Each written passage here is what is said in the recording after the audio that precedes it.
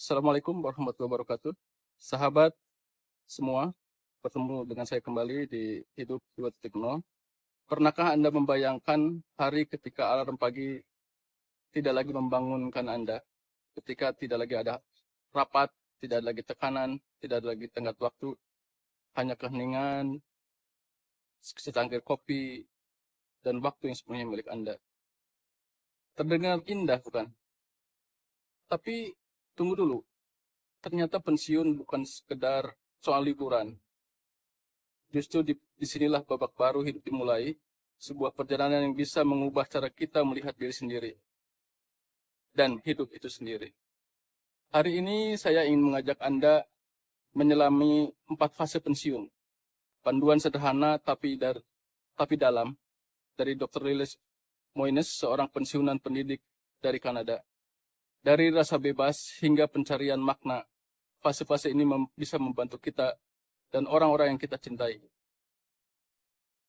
Siapkan kopi atau teh hangat, kemudian tarik nafas dalam, dan mari kita mulai perjalanan ini. Fase yang pertama adalah fase liburan. Ini fase yang sangat menyenangkan. Anda merasa seperti anak kecil yang baru libur sekolah, bebas, tidak ada rutinitas, semua terasa baru. Anda bisa bepergian malah kemanapun. Karena waktu Anda banyak, juga memiliki masih banyak uang pensiunan. Banyak orang mulai menjelajahi hobi yang selama ini tertunda. Berlibur, mencoba resep baru, bersepeda, tidur siang tanpa rasa bersalah. Tetapi seperti pada umumnya liburan, maka akan ada akhirnya.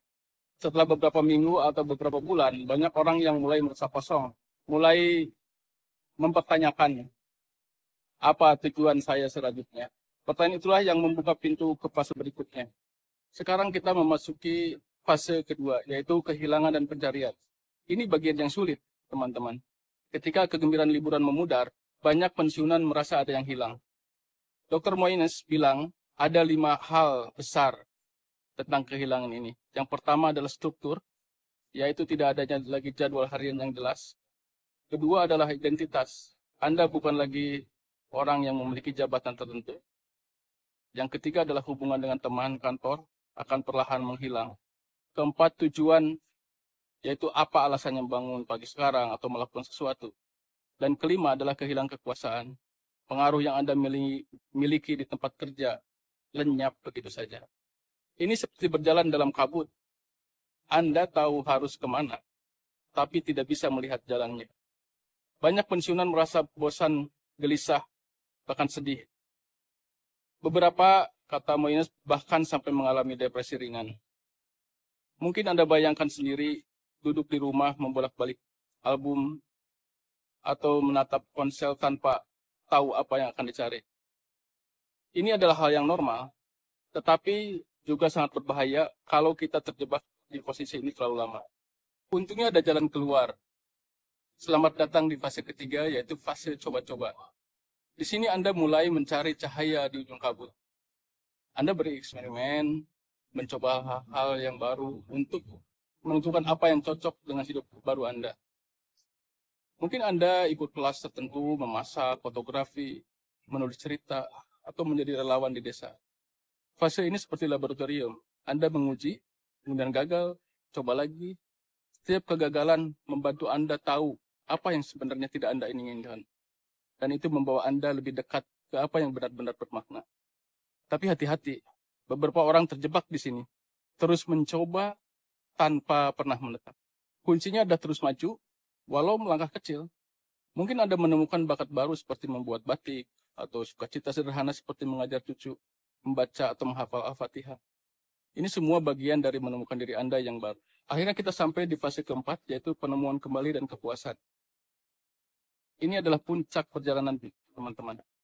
Di sini Anda menemukan tujuan baru, sesuatu yang membuat hati Anda bernyanyi. Bukan tentang mengisi waktu, tapi tentang membangun hidup yang bermakna.